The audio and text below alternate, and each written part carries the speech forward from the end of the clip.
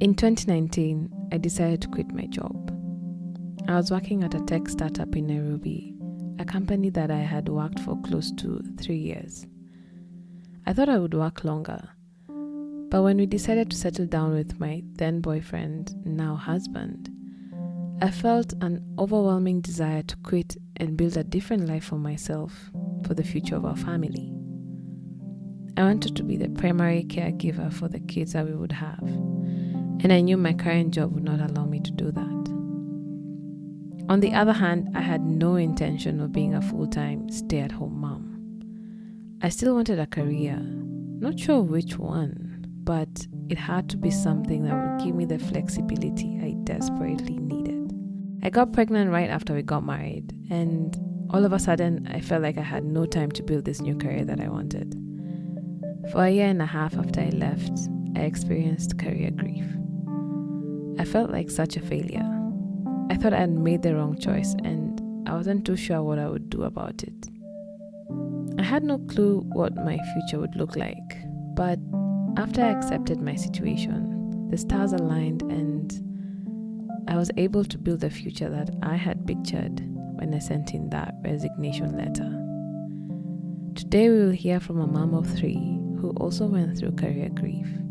She experienced big moments of transition, and we will follow her on the journey that she went on to find her purpose. This is the first episode of the 3rd season of the Mama Tales podcast. I'm your host, Sally Kuria.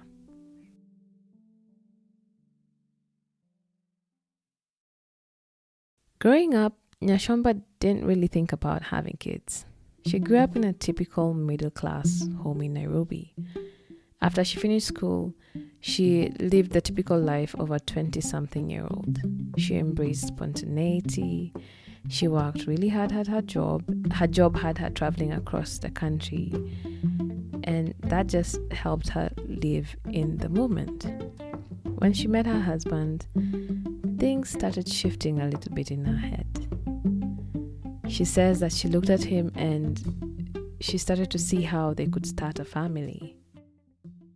After a couple of years of marriage, things took a bit of a turn. Her husband worked for Chase Bank, and in 2016, it collapsed and her husband had to look for another job. Thankfully, he found one, but it was in Abu Dhabi.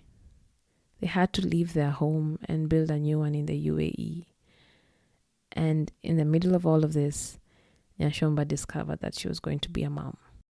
I had an implant, the one underneath the arm, for I think it was like 3 years or something.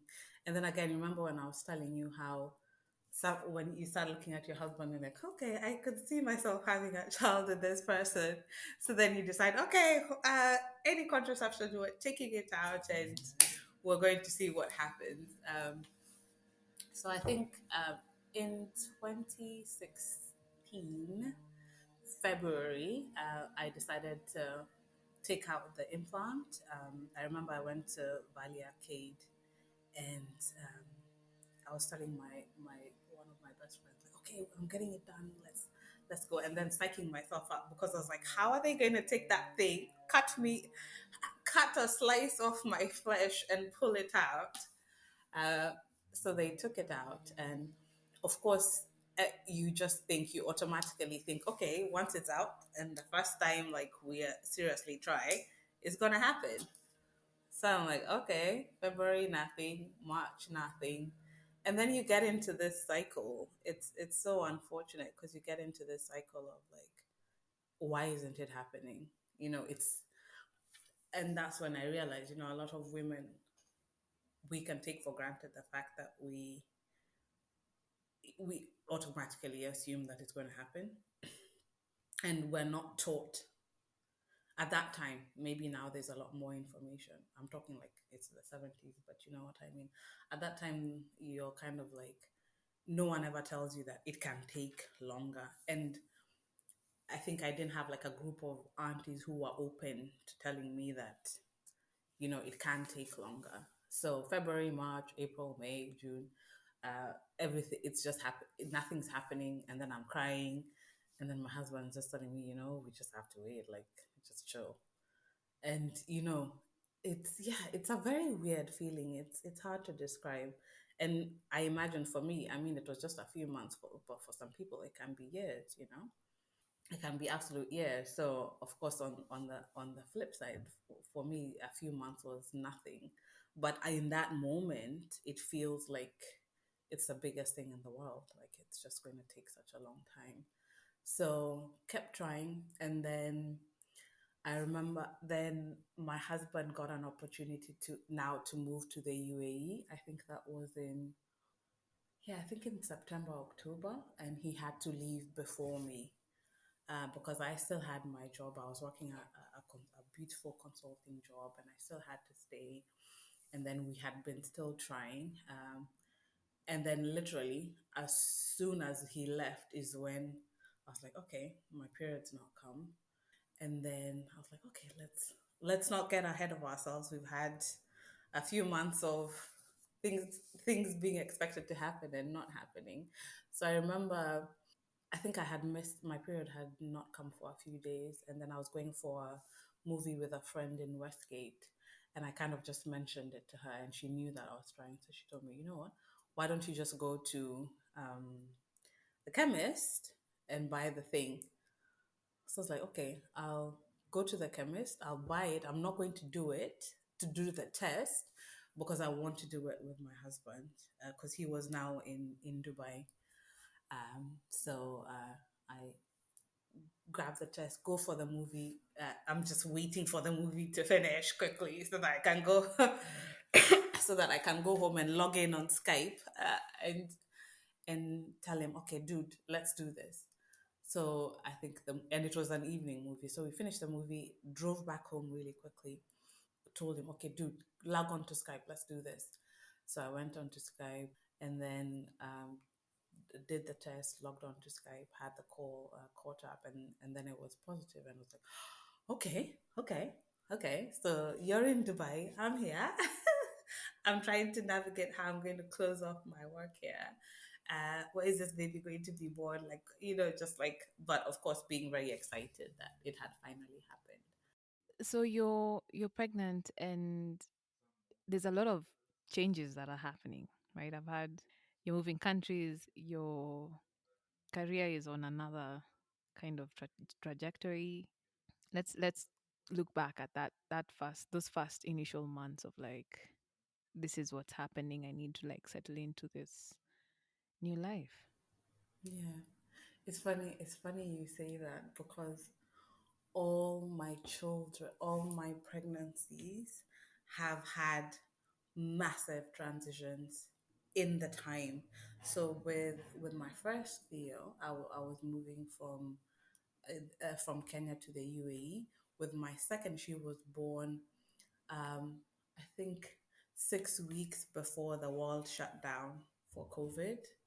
And then with this one, I mean, we've just moved house, which is a huge transition. But going back to 2016, 2017, when I had my first, so I was talking about it like a few months back on my Instagram about career grief.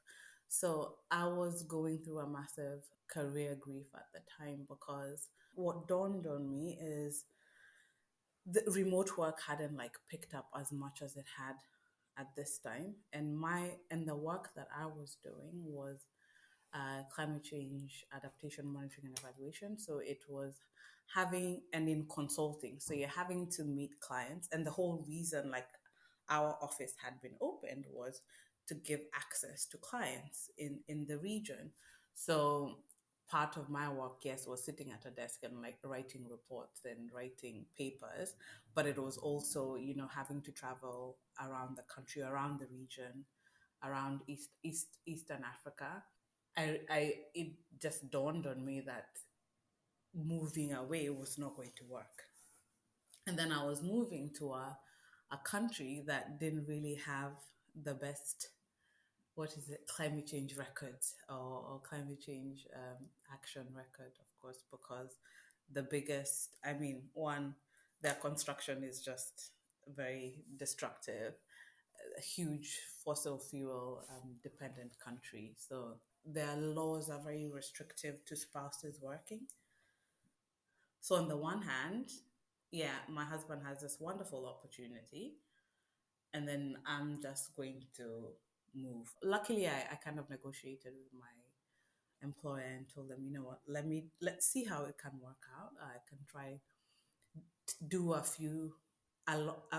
some work that just requires me to be sitting at my desk and not really having to see clients, because my visa process would potentially take a long time.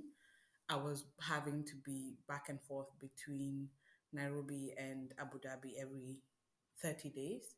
So I did that for a few months. And then now it was like, okay, so I'm pregnant. So should I have a doctor in Nairobi and then a doctor in the UAE?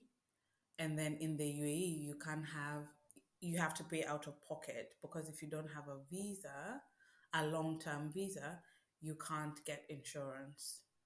And of course, the UAE is not cheap in any way, shape, or form. So it was like, okay, now what's going to happen?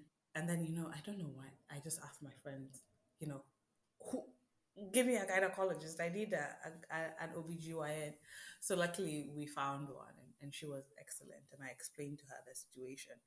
And she just said, you know what, we're just going to play it by ear. We'll see what happens.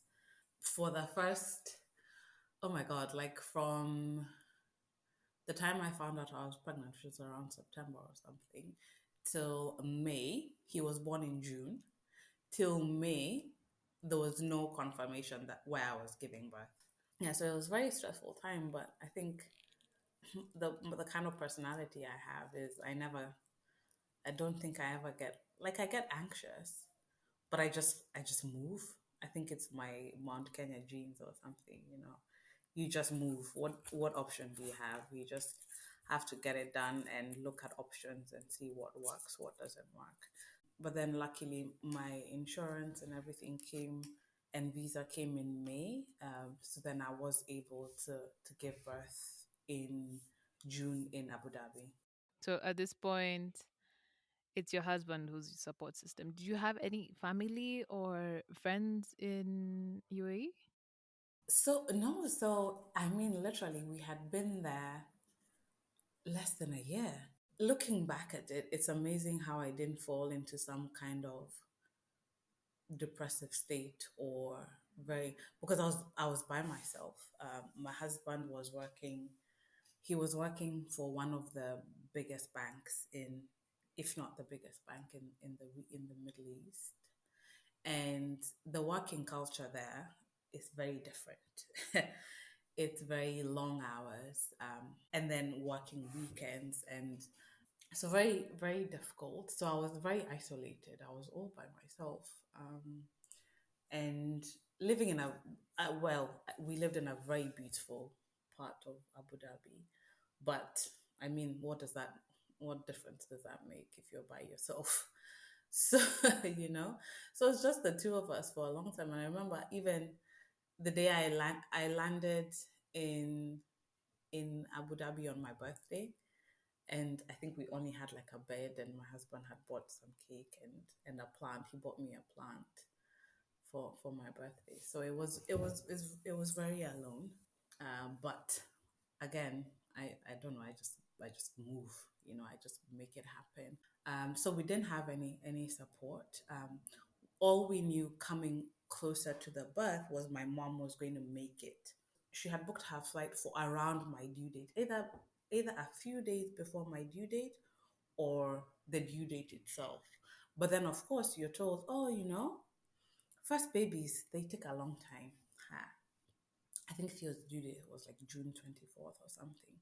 So I had a really good doctor. She was Egyptian, beautiful. She helped me give birth to both the first two at least. Go to the hospital like I think on the 16th of June, and then I think I had already started dilating or effaced, whatever they call it. But all I know, like movement was happening, but early movement. But then the doctor decided to kind of, so she checked my cervix, and then felt very uncomfortable. And I was like, okay. A few weeks later is when I realized that was a membrane sweep she'd done, but she didn't tell me that she'd done the membrane sweep.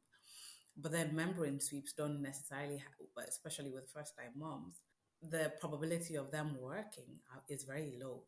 So I was like, yeah, even if she did, nothing's going to happen. That was at like 6 o'clock. By 11 p.m., I was in labor. Uh, and of course, that was 38 plus 5 weeks. So my mom hadn't even, it was too early. And I didn't know what labor is supposed to feel to feel like or look like, or and my husband had been working the whole day, and even as I was in labor he was working. So then I tried to sleep and I couldn't, and then I told him, dude, you go sleep, one of us needs to be rested. So he goes to sleep and I'm just walking around very uncomfortable, but I didn't know that I was in labor. I was still like, I don't know what it's supposed to feel like. It's my first time. I'm just having like some pains. I don't know if I'm supposed to count, or so I'm trying to count. It's just difficult. I didn't have an app. Like I was prepared, but I wasn't prepared. Then yeah, I'm kind of in labor by myself in the living room because I told him, you need to sleep in the living room from like 11 to like 5 a.m. I didn't sleep. And then I had a bath. I think, yeah, I kind of just like tried to make myself comfortable. Then at 5, I told the dude, we have to go to hospital. This not, no, it's not working. So call a taxi and we run to the hospital and we walk in. And then my doctor's not there. And then there's this what is it, resident doctor, and she kind of measures me and she's like, oh, you're 4 centimeters. I'm like, what? What do you mean I'm 4 centimeters? Where has that happened? So then she says, oh, we can send you back home, or we can get you a room here. I'm like, I'm not going home. Figure out what's going to happen. Yeah. So then they admit me, they start giving me all sorts of medication. And then they have this meters they strap on you to check how strong your contractions are. So mine was like almost 100%, but then they were coming like every minute or something. But then of course I hadn't slept, I hadn't eaten, or I had only eaten dinner, and then when you get to the hospital they don't really allow you to eat. So then over like 8 hours, they're just coming hard and fast, hard and fast, hard and fast, but not moving really quickly. And they're giving me gas in there. They're giving me, I think they gave me pethidine or something, whatever. All so much stuff.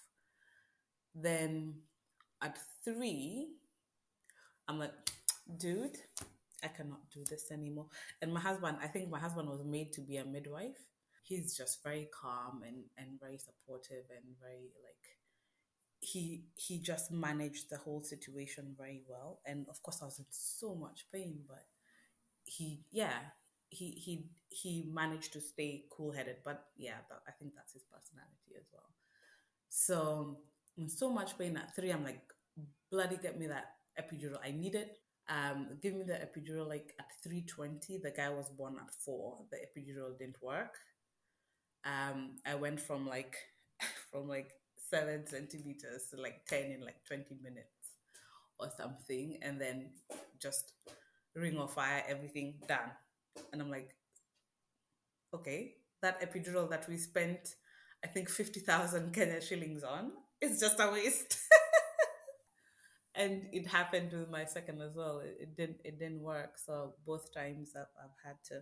So yeah. So then luckily my mom, and that's what I was so thankful for living in the UAE. It's so close. There are like I think how many flights a day to UAE. So yeah, she came the next day, and luckily she was with me. She was with us for like 4 weeks, and then my husband's parents came as well, like another for another like 4 or 6 weeks as well. So we had the support. And then, of course, once there's something that happens when you have a child, that my mom told me a long time ago, you children are the ones who made me talk to people. And I always used to wonder, like, what's that about?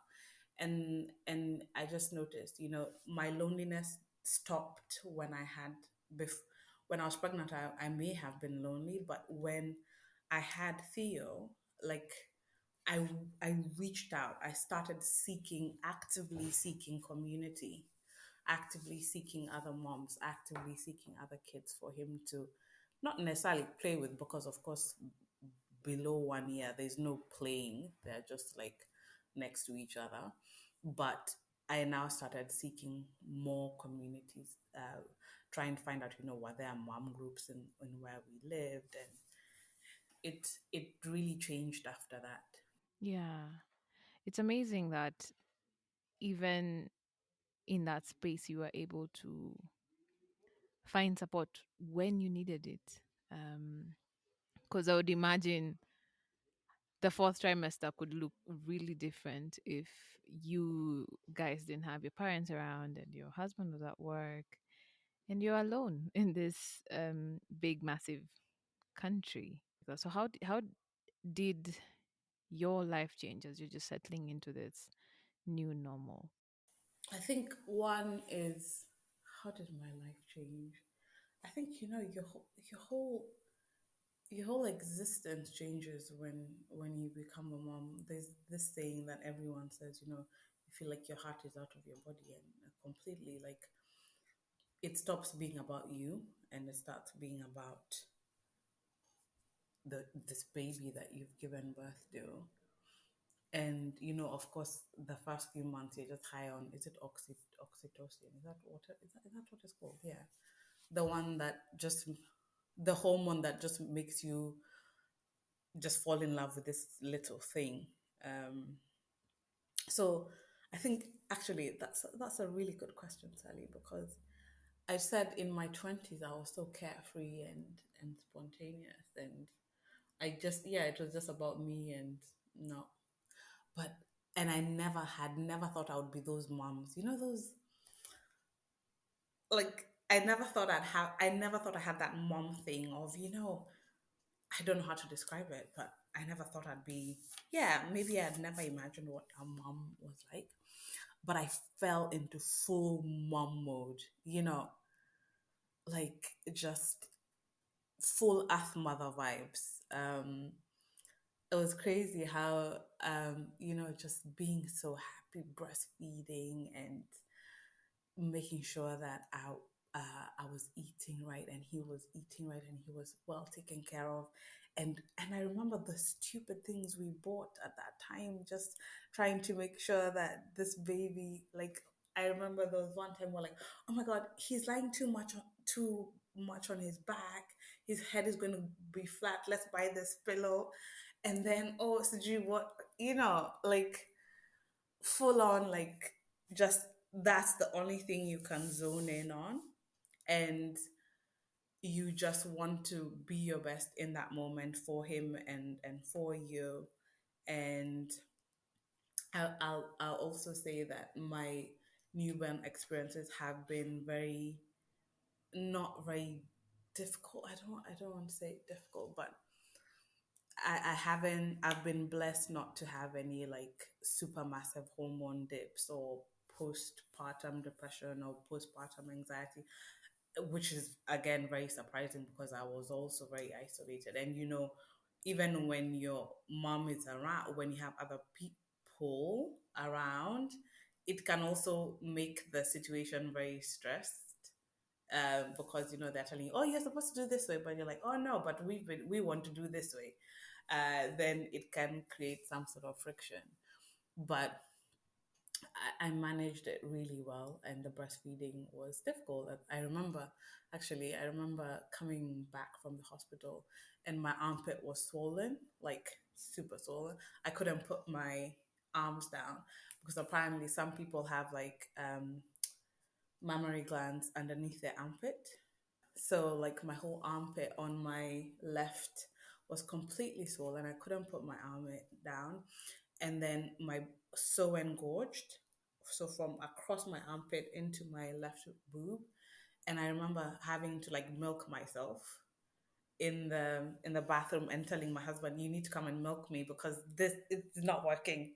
I literally can't put my hand down. And I'm like, why are we not told these things? Like, what is happening? Like, surely.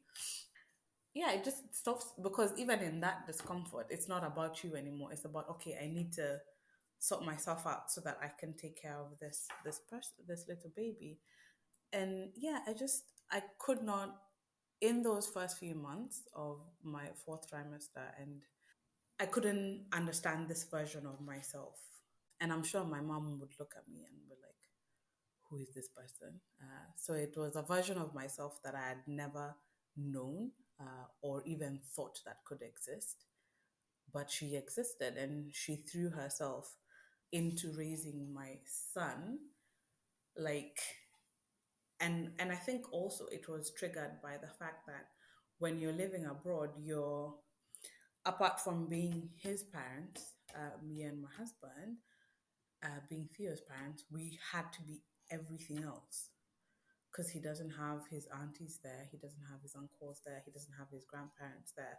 So you're carrying the weight of you being his parents, but you also being his whole world. So that was not at the forefront of my mind, but it was something that I was just like, I'm not even taking on any work. I don't want to work. I am going to, I just told, I'm like, I don't even want to look for work. I don't want to look for a job. Basically, for the next like minimum 2 years, my sole focus is on my son, which I never thought that I had never thought that that was something that a decision that I would have made. And why are you able to achieve 2 years without thinking about work and all that? I was. I and also the newness of this version of myself kept it so exciting that I never felt like I was missing the work bit. Because like, oh my God, I can, you go into 6 months, you're doing the baby led weaning, you're cooking all sorts of things, and then when they start walking, you're like, okay, let's now start going to the park and all of that, and organizing play dates and meeting friends. And then when they start like being very present and all of that, you're like, oh my God, I'm going to set up Montessori sections and all of that. And also my son is just he was such an easy child. Even I was just trying to remember, I can remember he probably had like, those screaming throwing yourself tantrums maybe twice in his life. He's always been really really calm, so that made it a lot easier for me to be present and be happy for in that time. So I really honestly I didn't think about work at all. It's almost when he now started getting closer to two, where I was like, no, I still had bits of work, teeny bits, but it was kind of like, yeah, I'm just doing it to keep myself busy, but not at it to build a career or anything. I just said this, I'm happy to take a short term sacrifice for a longer term benefit. Let's talk about when your daughter came into the picture. Well, I always knew I would never work in the UAE. It was never going to happen there. I didn't like the working culture. It was too hectic. If both of us worked, it would mean like we're only seeing them at the weekends. And that's not something that I wanted. So I kind of had an idea that I would never work, but I was open to the fact that, I could take on a consulting job that if it gave me like, okay, yeah, a few hours a day where I can just shut myself off and work. And I started doing that closer to when he was older. I'm happy to do that, but it would never be like a full-time working position. And of course, for some people it happens, but once you start seeing your child being independent, you're like, okay, why not encourage it? So by the time he was 20 months, I had put him in some sort of play group so that I could have my, some space to think about things or do whatever I wanted. Yeah, then we started trying again, thinking that, oh, it's just going to happen quickly. No, took another few months of tears every month for like 3 months, but then it happened.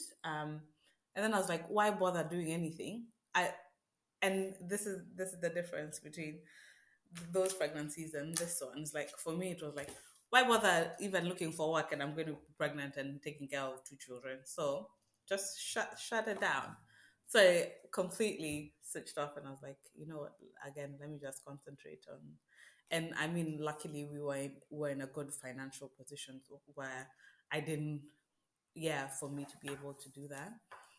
So like, okay, let's do this with baby number two, finish.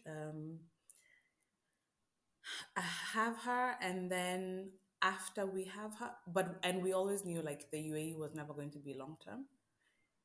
By the time she came, we had been there for like 4 years. So we're like, okay, yeah. So now we need to figure out, make moves because once we were not going to pay school fees in the UAE for sure, and we didn't want them to start going to school in the UAE. So it was like we always knew wherever we go next, I'll hope it will be in a place where I can work or actively work. So yeah, so then when she came, I was like, okay, let's see what happens. Being open to anything. And then she came in January 2020. And my mom was supposed to come in February 16th. They shut the borders on February 15th.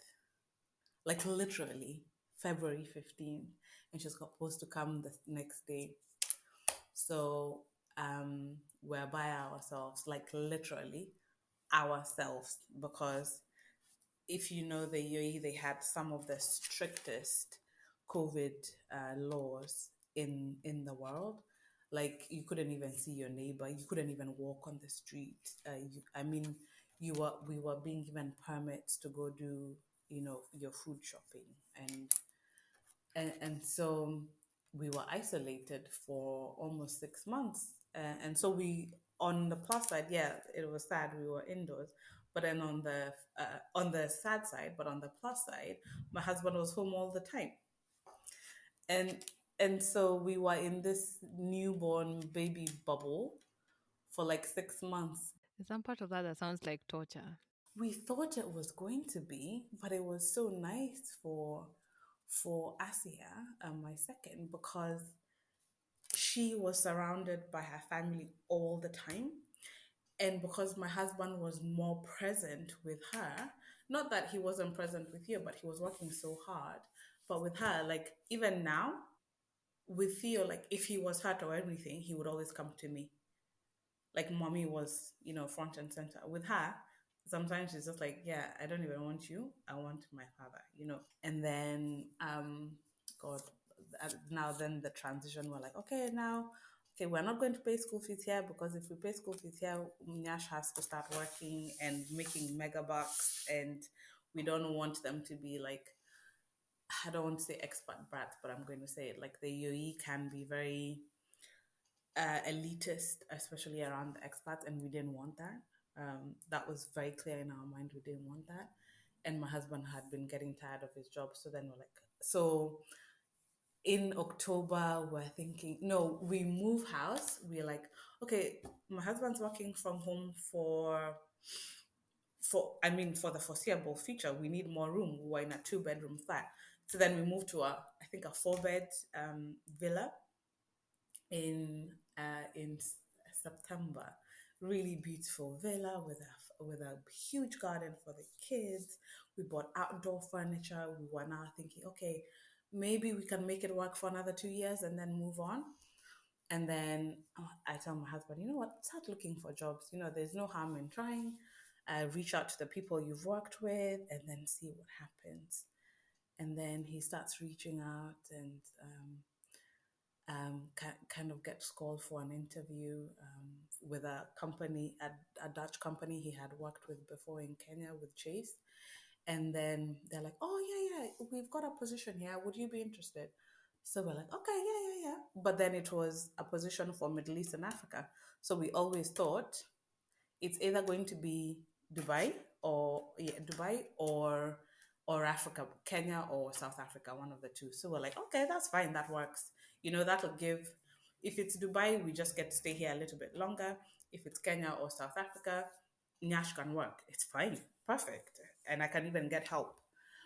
Then they tell us after we moved into the villa, and the job is in the Netherlands. So we're like, okay. yeah, so then we're sat there thinking, okay, Asia doesn't have a passport because the Kenyan embassy has been shut for God knows how long because of COVID. Netherlands never been on our radar. I've never lived in Europe. I mean, the UK is the UK Europe. I don't know. Um, New language. How does that work? So then sleepless nights, pros and cons list, blah blah blah blah blah. And then we do the pros and cons list, and the pros outweigh the cons. But then we're thinking about, okay, all the other logistical nightmares of having to do this, and we're like, okay, let's see what happens. And they're talking about wanting him by December, and it's October. Yeah, then we have to sell everything, all the stuff that we had bought for this new villa that we had gotten, and we give away lots of stuff. And then now we had also now built this wonderful community with our friends. I couldn't even tell my friends for the longest time we were moving because it was so upsetting. So then we're like, okay, it's for the family, for everyone, this is going to be the right decision. But then it's going to be hell. From October to November to December is trying to get my daughter a passport. The Kenyan embassy are not helpful at all.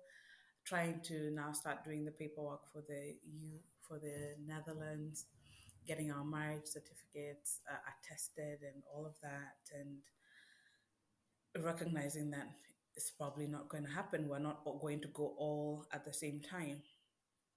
But then again, my Mount Kenyanness comes out and like, okay, let's just look at options. What happens? Worst comes to the worst, we go home to Kenya for a few weeks, and then we join you, and then we just keep pushing the dates forward. So he came to the Netherlands in February, and we had to go to Kenya with lots of drama because the day we were supposed to fly back to Kenya, we think we have all the requirements.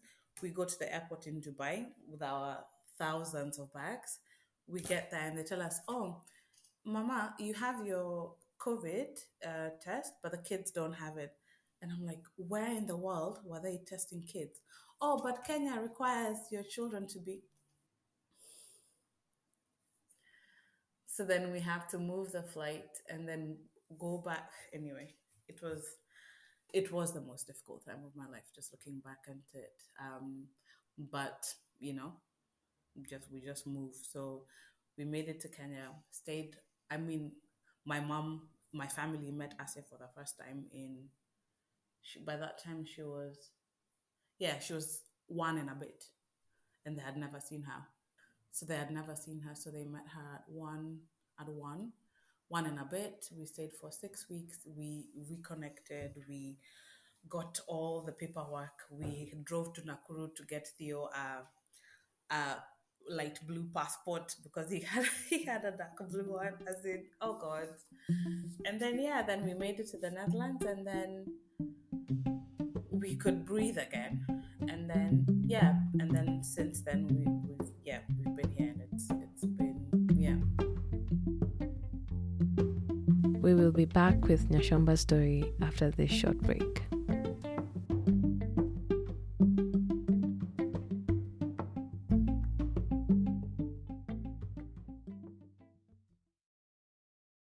The move to the Netherlands for Nyachomba and the family was scary, but it offered new opportunities. Being a country that encouraged part-time work and shorter working hours, it meant that Nyachomba was able to finally start thinking about working again. I felt like, okay, this is a perfect place for it. Like, I can go back into climate change work, and I can either work for an NGO. I mean, there's so much. You can work for the council, there's so many opportunities. And then also, most people think, oh, you need to learn Dutch, but you don't really. Everyone speaks English. Most big organizations are English speaking. Like, you hardly ever need any Dutch. So it was perfect. And then I think I call it my year of serendipity. Things just started falling into place that I would never have seen or never expected.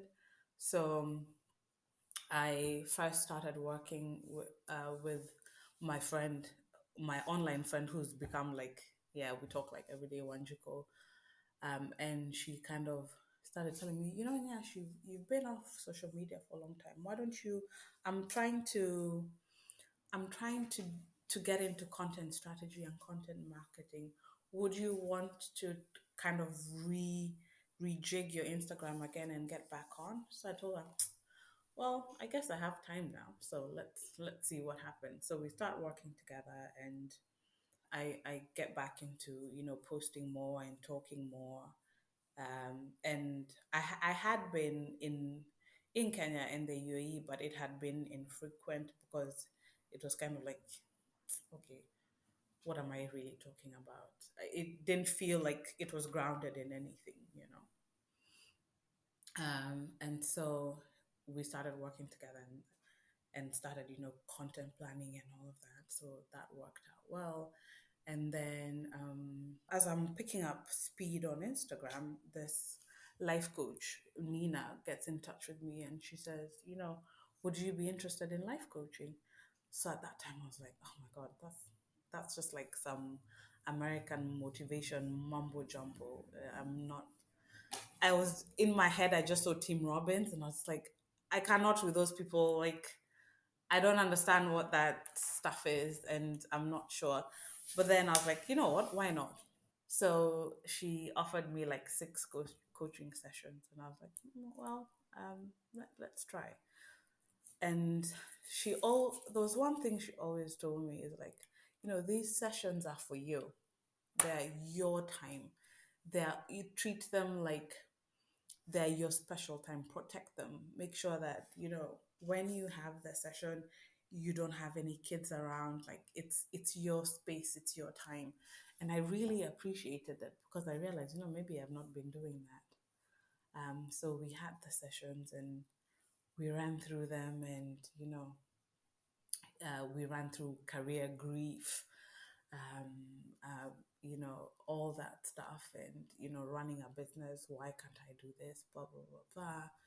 It was just lots of limiting beliefs, and changing the way I had viewed myself, and the way you know how I had parented, how my marriage was. Like we just went through everything. Every session was eye opening. And I was like, oh, okay, there's something to this life coaching thing. But I had still never thought that, actually I would end up there. So we kept doing that. And then at that time is when I started the mindful planning. Like it was just through the sessions, I just started finding this courage to do things and do things for myself rather than, and it's not that my husband, like, I think because he also had so much time, we could sit and discuss how it could work. And so we're talking, and I'm like, okay, let me try offering these workshops. So I offered the mindful planning workshops, like, I think two of them, to 10 women for free, and just to test out the concept. And it worked. And I was like, okay, let's do this. And at that time, it was not a career thing. It was just, okay, since it's a skill I seem to have, let me try. So then we do the first two. They go really well. Then I start charging. Start doing every 2 Saturdays a month, and it's going really well. But then there's just that something that's sitting in me that's saying, I'm not giving my clients enough. I'm not giving my clients enough. I don't feel qualified. I feel like I'm just using this thing that I like doing to offer to someone else, which is ridiculous, right? Then I was like, no, I need to give them more. So then I said, by the end of 2021, I was going to sign up for a course to understand the psychology and you know, the coaching, all that science behind this work that I had now moved into. So then I said, by end of 2021, I have to find a course, pay for it, get it done. And I did, and it was very expensive. It was like in the four figures. And I just told my husband, and for the first time, I just told my husband, yeah, let's figure out where this money is coming from, because it was such a big decision for me, because I don't think I always felt like, am I worthy of that much money? Like, to, like, you, if your child needed anything, you're like, yeah, let's do this. But for me, it was, I think the coaching had completely turned on different ways of my confidence showing up. And I was just like, yeah, we're gonna pay for it. And yeah, this is it. And it was not in an effort to be a life coach or to work in life coaching.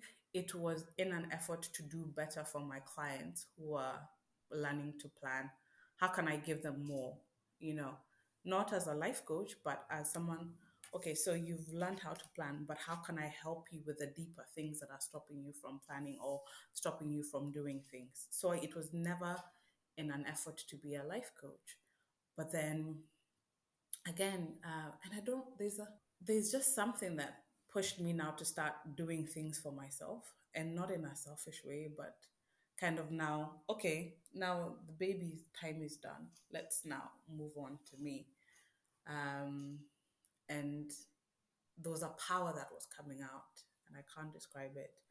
And I did it, and then I just decided, you know what, let's just try and see if I could work. And the Instagram stuff is going on, the connections are going on. 2021 was also my year of making loads of connections. I was learning, I was growing, I was I felt like I was offering something.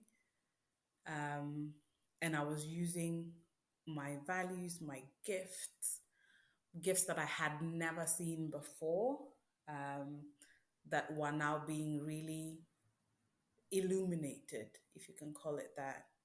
I just decided, you know what, I loved my climate, and that's why if you go on my LinkedIn, I have three identities. So I'm a climate change adaptation specialist, because no one can ever take that away from me. I am a mom, and it's there on my profile that this is my continuous job, and I am a life coach. And before, I could never see any of those coexisting. It was either one or the other, or it was one and the other was painted away. It was not appearing at all. And then I was just like, you know what, that's absolute BS. Like, every part of me should be allowed to take space in my head and in my body and in the way I present myself. So then, yeah, so then from there, it's just been, okay, I'll do this for now. If I ever go into climate change stuff, I can do it. If I want to try something else, I can do it. I'm not limited. I don't have to be in a certain space forever. Or, yeah. So I think that was a very pivotal year for me to see things differently, and for me to show up in very many hats and be happy and content in those hats. And yeah, and then I got pregnant again. Yeah, that's yeah, and I have a feeling, like, I don't know what the answer is, but I have a feeling that this pregnancy um carries very different emotions and fears and challenges and than your first two, because you're in a very different space, right? this, yeah, this one is a very strange one. It's weird, because with the other two, it was always like, okay, this is just going to be some extended maternity time, and there's nothing else. But with this one, it's so hard. I keep journaling. I keep trying to figure out what's going on, and I think you've captured it, because it's a different pregnancy at a different time in a different space, and not physical space but mental space, because I'm kind of like, can he just be born already, so that we can move on and I can get back into work. And I love my work. I don't know why. Like, I'm just like counting down to May to get back to work without guilt. Like, I'm not even feeling guilty. I'm like, and I think such a good thing you've asked me that question, because I don't have any guilt, because I know that when I make time, I purposely make time for each of my children. And with this one, I won't be feeling guilty that I'm working. I will be so present for this child because I have figured out what my balance is. I have figured out what my routines are. I've figured out what works well for me. I have figured out what works for I will have to figure out what works well for him because of course we don't know. But I'm I'm whole enough in myself and my routines and my plans that there's no guilt there. So even when I say, oh, I'm going back to work in May, or even I'm going back to work middle of February, I'm okay in that because there's nothing missing in me. I know what is enough. I'm not coming from a place of scarcity. I'm coming from a place of, yo, even if one day we're not able to work, there is still another day that we can do something else. I mean, God willing, inshallah, and everything. But yeah, so I think that's why I've not been worried because I've been trying to figure out why am I not worried about how this is going to pan out? But it's because I'm okay in myself and I'm okay in the structures that I've set up, in everything that I've done for myself and for the family, that he's just going to come and we'll just take each day, be present for each day as it comes. Yeah. Nyachomba lives in the Netherlands with her husband and 3 kids, Theo, who's 5, Asia, who's 3, and little Noah, who's just a few weeks old now. She is a life coach, and I recently became a client of hers, and she really gave me useful tools to navigate some big things in my own life. You can find out more about her work at nyachomba.com. That's nyachomba.com. I will leave all her details in the show notes of this episode. Thank you so much for listening till the end of this episode. I am excited to kick off season 3 and I have lined up some pretty amazing stories. So be on the lookout for that in the next coming weeks. Would you like to share your story on the podcast? It's pretty easy. Just head on over to our website, that's mamatalspodcast.com. You will see a link to a form where you can fill in real quickly and give me a little information about what you want to talk about. You can also find the link in the show notes of this episode. See you in 2 weeks.